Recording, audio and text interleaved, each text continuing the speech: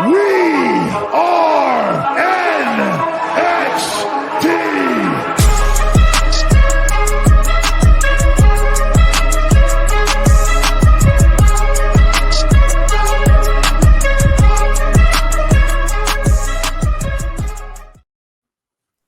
Yes, sir. Yes, sir. Yes, sir. Yes, sir. Yes, sir.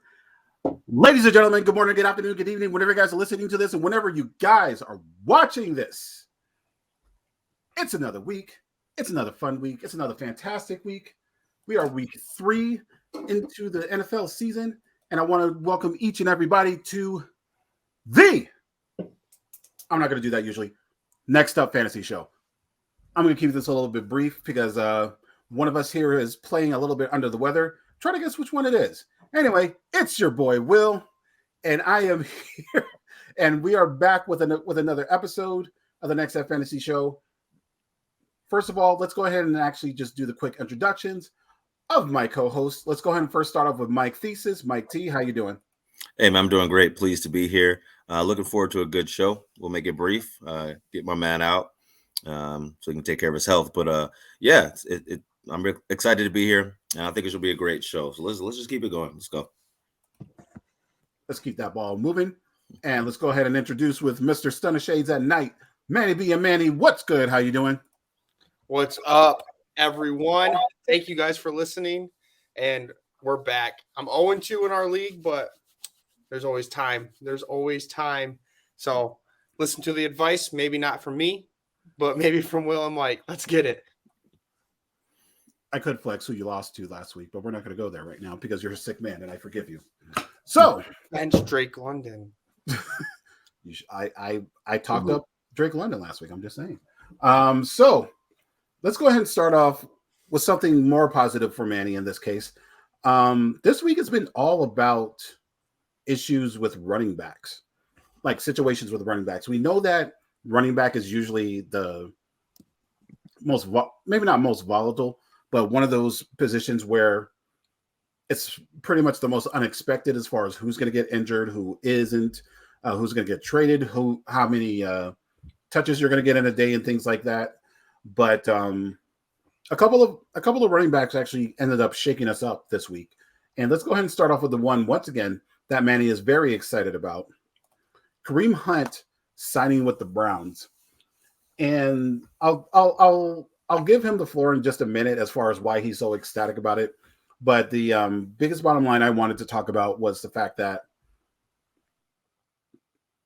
it kind of sucks that everyone was focused on Jerome Ford as far as picking him up during the waiver wire episodes or whatnot. And then out of nowhere, Kareem Hunt ends up signing with the Browns. So there is a little bit questions. There are going to be a little bit concerns as far as whether or not if Jerome Ford is still playable, as well as is Kareem Hunt going to be a player that you definitely want on your team for the remainder of the season. So, Manny, I give you the floor. Give me your opinions. All right. So I'm excited about the Kareem Hunt news, of course, because I was the one that got made fun of in every draft league because I was drafting Kareem Hunt because I think he's a talented running back. And what makes it even better is he signed with his former team. He knows the scheme. He knows the staff. He knows the utilities. Like, everything around them is the same. So that makes me excited. People are saying Jerome Ford's going to be the number one back. I think it is going to be Jerome Ford. He looks amazing. But Kareem Hunt was actually better when Nick Chubb was there. He's a good 1-2 back, kind of to relieve the pressure. And I think Will's going to bring it up, but he reminds me of Tony Pollard back when the Cowboys had Zeke. So he's going to get his points, and the reason why I like him is the value of me getting him the last pick of every draft. Now I have a running back that's I could put it in my flex, and with the running back depth situation that's going on where all the running backs are getting hurt. It just seems like a steal right now. People are offering me trades for Kareem Hunt right now. Some of them are the Nick Chubb owners. So I'm pretty excited about this. Got a steal. Got to kind of have to think ahead when you do this stuff. It's a risk take. But when I was getting them at the last pick, guess what? I could drop them and there's no worries. But I held on. And now I got them in every league. And the biggest discipline about that is the fact that you kept him for so long, because this is entering week 3. Everyone in week 1, or probably just before week 2 started, there was probably a lot of people who actually did pick them up during drafts or pick them up during waiver wires, with so many people that was out and about, like from your Alvin Kamara to your Jonathan Taylor, and just the Dolphins in general. But Mostert's fine right now. Just the general case of, we knew he was going to get signed. It was just a question of when. So shout out to all those who ended up picking him up and keeping him for so long, for so many weeks, and it might be able to be a payoff, a very well payoff. So I do have one more thing to say too. With those type of players that aren't signed, it happens almost every year with a running back. Mm-hmm. You either drafted Jonathan Taylor 2nd round and he's still not back, or you get Kareem Hunt at the end and basically free. And now look at Kareem Hunt's going to play before Cooper Kupp. He's going to play before Jonathan Taylor. He's going to play before these guys that you picked early on, knowing that they were going to have this long kind of out, like being out for at least 4 weeks. So it's like a risk-free take.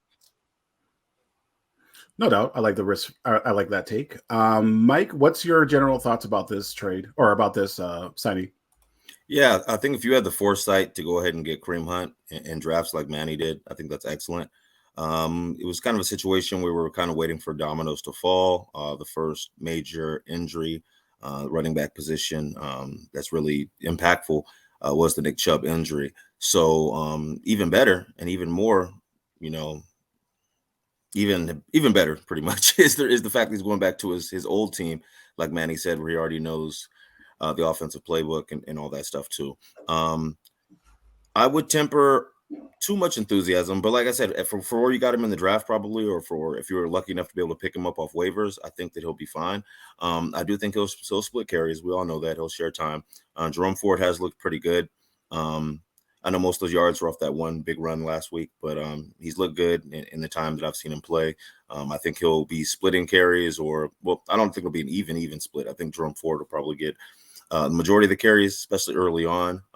But it's football, so you never know what could happen. I mean, Jerome Ford could go down and Kareem Hunt could end up getting, all the carries or the majority of the carries at some point this year. So I do think that if you were able to have him, or if you're able to get him in waivers, draft him, that was amazing foresight. And he could be somebody that can help you down the road. But I would just kind of temper my enthusiasm in the beginning. Let's kind of see what the Browns plan to do with both the running backs. I have something for you too, Mike and Will. Mm-hmm. This is kind of a good thing for Kareem Hunt owners if you have them, because like Mike said, Jerome Ford's probably going to be the lead back. The next 3 weeks, 3 games they play against the Titans, amazing run defense. Against the Baltimore Ravens, another amazing team run defense. They get a bye, and then they play the 49ers, another team that has an amazing run defense. So they have 3 hard games for the running back. This 3 weeks is going to determine if I'm keeping Kareem Hunt or not, because if Jerome Ford goes out there, he's going to have a short leash because they have Kareem Hunt, someone that knows what they're doing. If he doesn't produce these next 3 games, I could see a switch real quick. So, and it kind of works in your favor because, they're playing 3 tough run defenses. And that brings me to a point I was actually going to bring, just like what Mike said, and Manny, I believe, as well. The expectation for this team is, yes, indeed, they are going to likely split the carries. Maybe not fully 50-50, but kind of like maybe 65-35 favor of Ford. But also be aware that just like how Nick Chubb and Ford and Hunt are 2 different types of backs. Thankfully, they're not the same. And just like what Manny said, the comparison there is Tony Pollard and Zeke about simply 2 years ago, where they have different dynamics. And because of those dynamics, they do have the availability to actually eat. So they both can get theirs. And so like Kareem Hunt is probably more so kind of on the borderline of like between a flex and an RB2. And I feel that there's more of a stake at Ford at an RB2, maybe not a flex, but because of that 65%, probably more so at at a running back too. So let's go ahead and actually talk about which one do I want to do next? Okay, let's go ahead and talk about this cough that I'm about to do. Hold on. Woo! Okay, we're good. We're not going to talk about that. So the next one we're going to talk about is a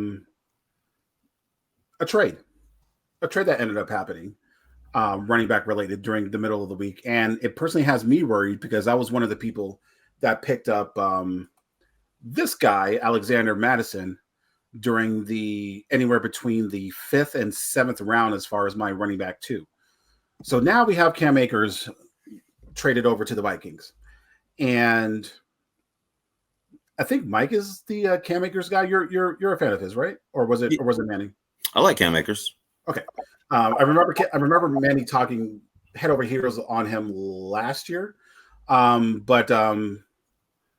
Yeah, so in this case, Cam Akers is now part of the Vikings. He may not have as big of an impact this week since he just got there. But with Alexander Madison now, thankfully at least having a good matchup this week against the Chargers.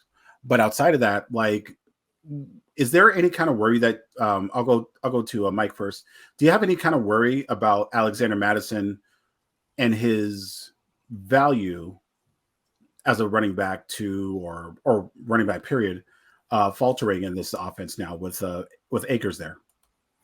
Yeah, I do only for two reasons. Well, we know the Minnesota Vikings, they can score primarily through the air so far this year. Madison's kind of been a disappointment, I think, for what people expected of him. When he would come in and spell Dalvin Cook, or when he would come in and take over for Dalvin Cook when Dalvin Cook was injured, he was a lot more effective in the past. I think a lot of people were hoping that was going to be the case this year. Why not? He's the lead back, but we just haven't seen the same kind of results that we're accustomed to seeing from Alexander Madison. Unlike the Nick Chubb situation, Madison's not hurt. So they're deciding to bring in a running back knowing fully well that he's healthy. So they're bringing Cam Akers in to play. Now, I don't know if that'll be reflected right away, but I do think over time that Cam Akers, who I do believe is the more talented back, will probably cement himself and take over that backfield. I think Madison will still get some run, but it's not going to be worth probably where you might have taken him in the draft. And that's kind of where I see that situation going. And I think that's what hurts more than anything, where you actually got him, because yes, there was the extremely high expectation of the Vikings giving Alexander Madison all the run, everything that he can handle, because of the fact that they practically gave up Dalvin Cook for somebody else. But if they're seeing that, if they did this trade, that pretty much says to them, all right, so maybe Alexander Madison isn't really a full 3-down back like we needed. Ty Chandler, who's a rookie over there, is not exactly ready yet to take on that number 2 role as a backup. So why not Cam Akers? Manny, your general thoughts? So I kind of went into the season. I think, Will, I might have told you where I didn't believe Alexander Madison was going to be able to do the full-time load. You did. And that was just because people were so excited with his draft capital and everything because Dalvin Cook's not there. Well, it's a big difference from being a starter from the backup. But he did play the Eagles. He did play the Bucks. Those 2 run defenses, this is where I've been looking at run defenses lately, as you can tell. Those 2 defenses are pretty good at stopping the run. The schedule actually clears up the next 5 games. You have Chargers, you have Panthers, you have Chiefs, you have Bears, and then you have a hard one in the 49ers. So I would try to buy low on Alexander Madison. There's some managers that are pretty upset right now and think Cam Akers is going to take over. I don't think that's the case.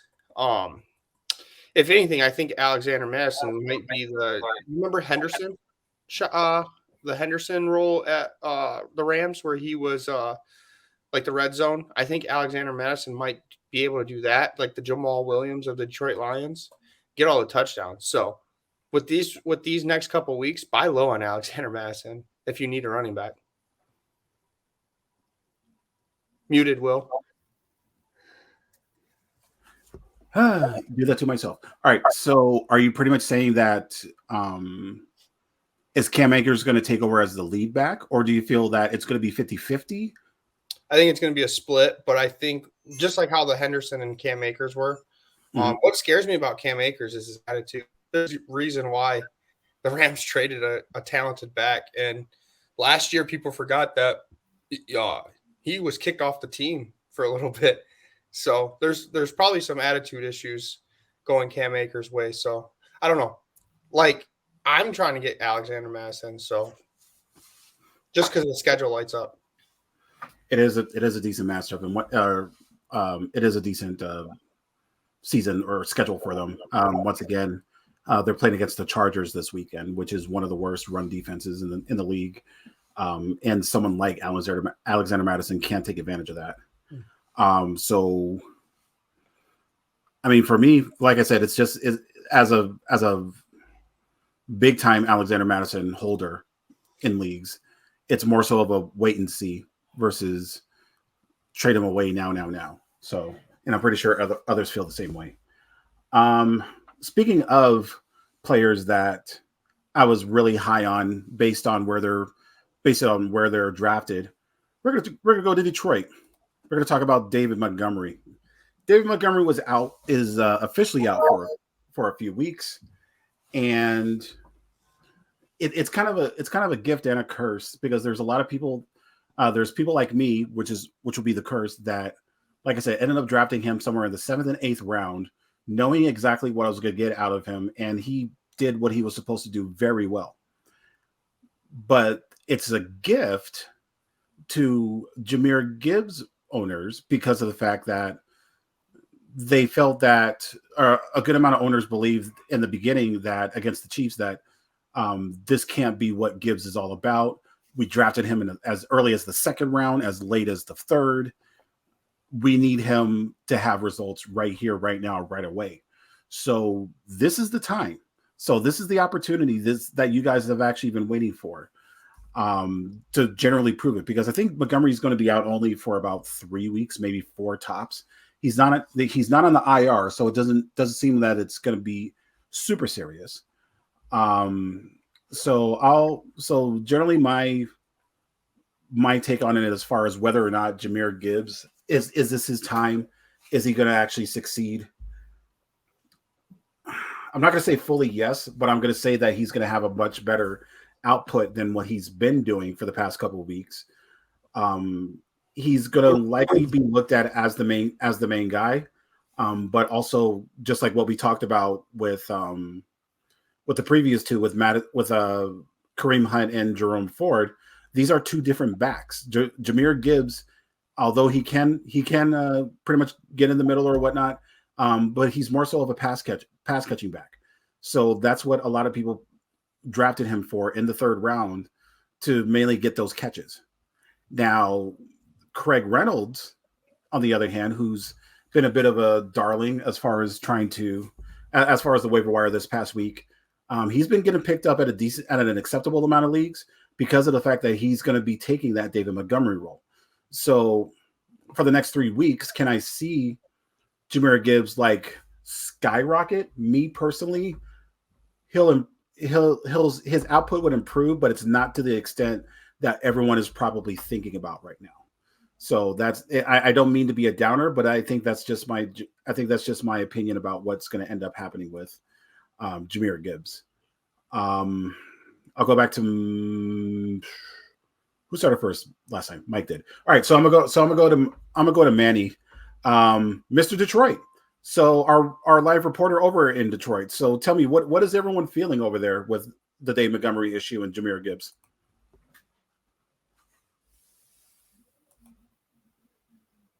Bro, I'm muted.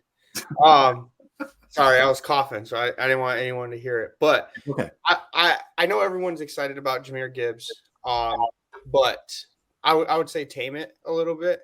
He's a talented back, and the reason why I haven't been drafting him everywhere is because there's 3 fundamentals that he kind of lacks at, which is gonna like he's so talented, but it's gonna put him on the bench, and that's what scares me, and that's what's kind of happening. That's why he's not, Bijan Robinson back in the Falcons over at the Falcons. But The three things is he gets tunnel vision. We've seen it week 1.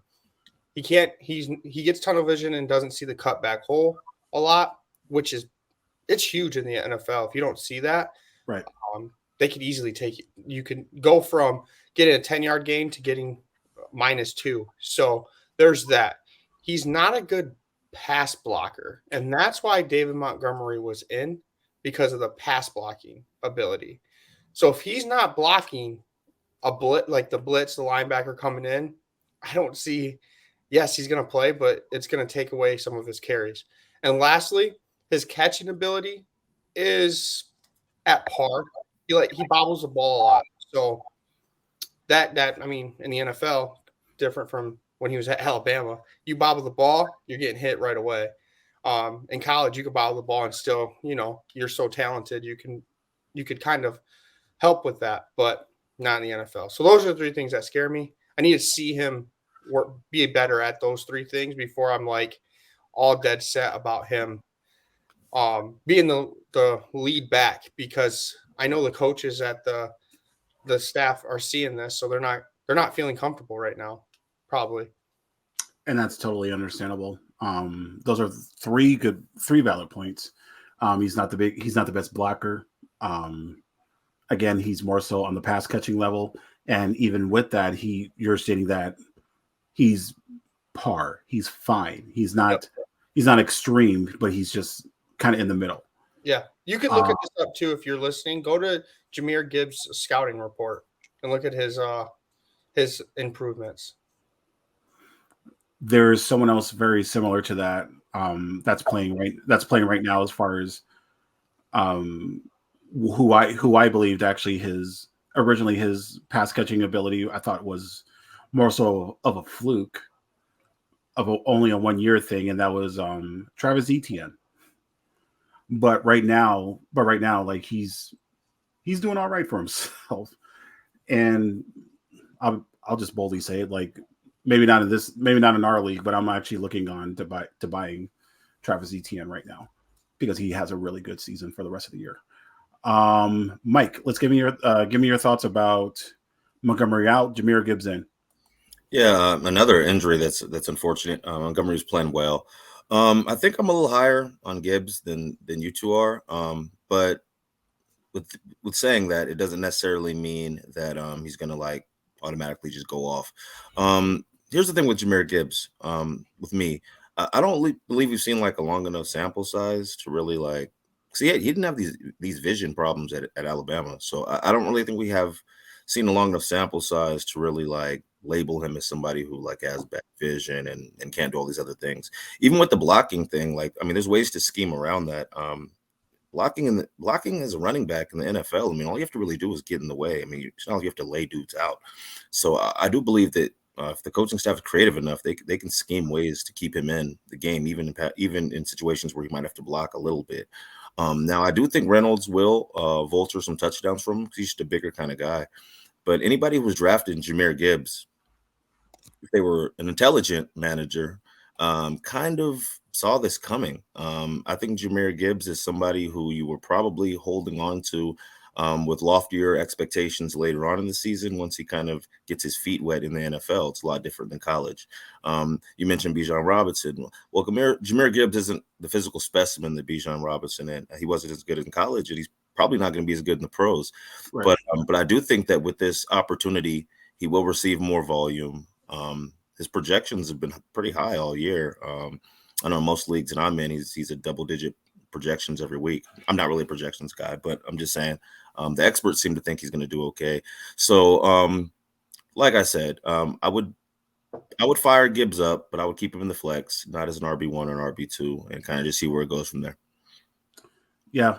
And I kept thinking, and that was kind of the reason why I didn't draft Jahmyr Gibbs as early as he's going. Like, it'll be fun to have him, but at the same time, like, it's kind of a bit of a scare tactic as far as trying to figure out like what his role is fully going to be, and can I wait? Like, with draft capital that high, is he someone that I can wait for? And my answer was absolutely not.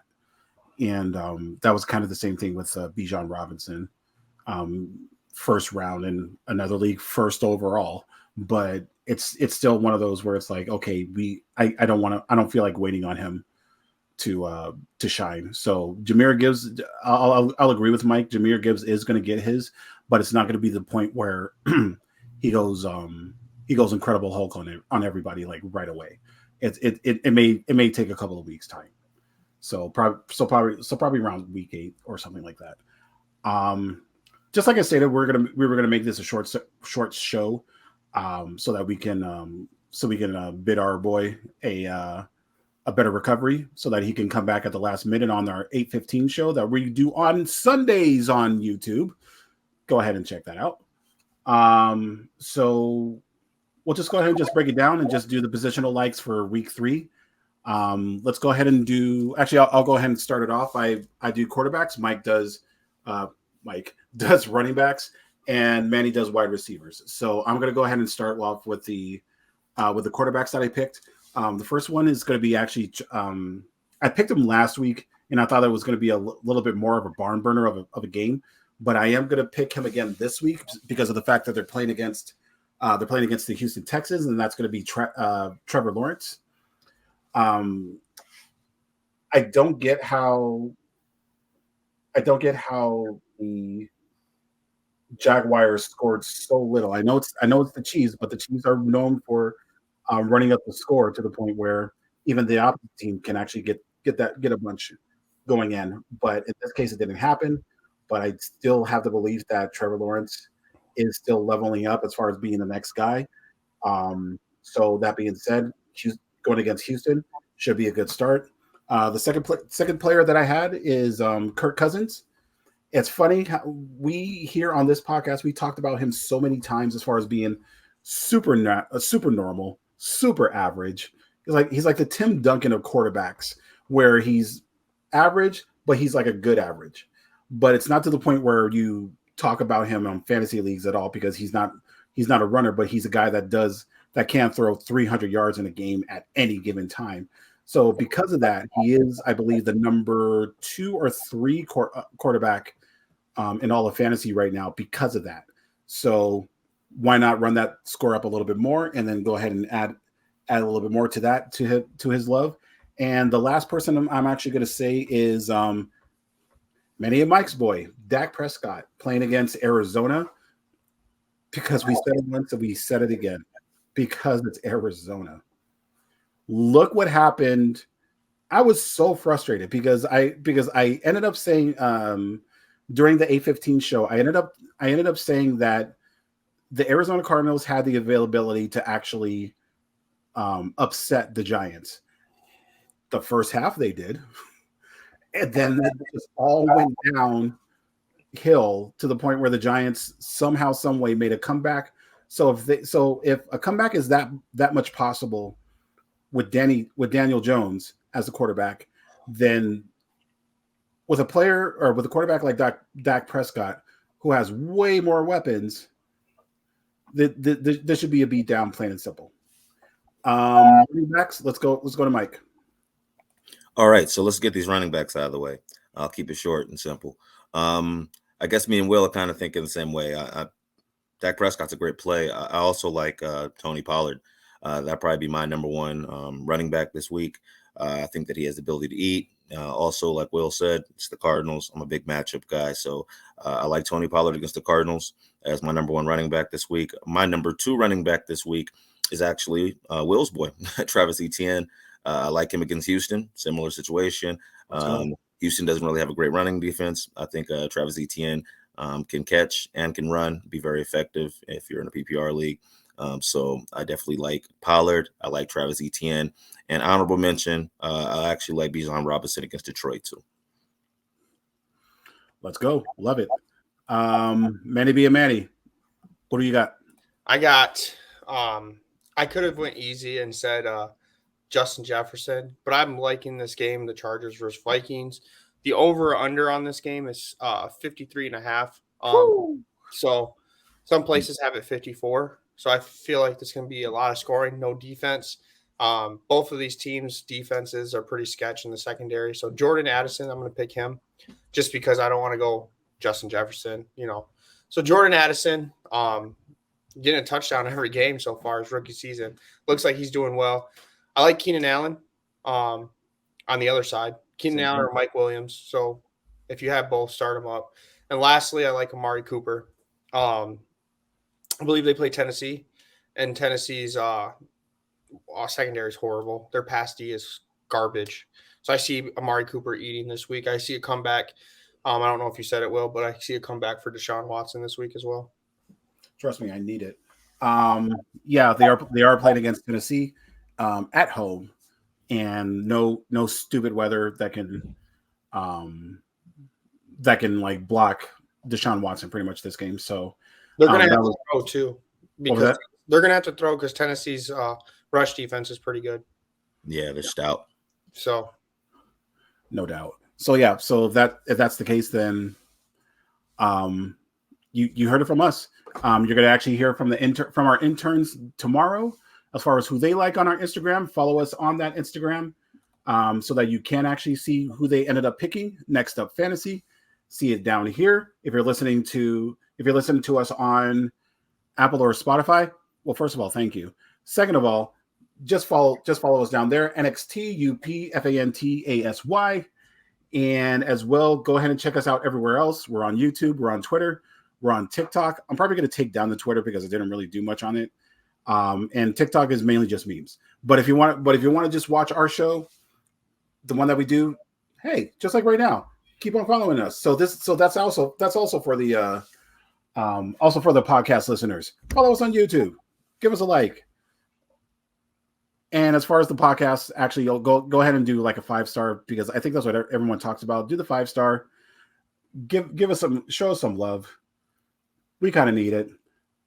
I'm looking for sponsors. Popeyes hasn't responded. None of the casinos out here responded to me. I'm looking for somebody. Anybody. And then watch like the very worst thing come out as far as being our sponsor. But that's pretty much it. That's pretty much the show for today. Anyone else got something to just throw out there and just to say for everybody at home? Yeah, I have something to say. I'd like to say that we're getting, it's still early in the season, but we're getting to the point in fantasy where if you are behind the 8 ball, you might want to start looking at what you need to do to get your team back on track. With that being said, though, I don't want anybody to give up. It's a long season. Be patient.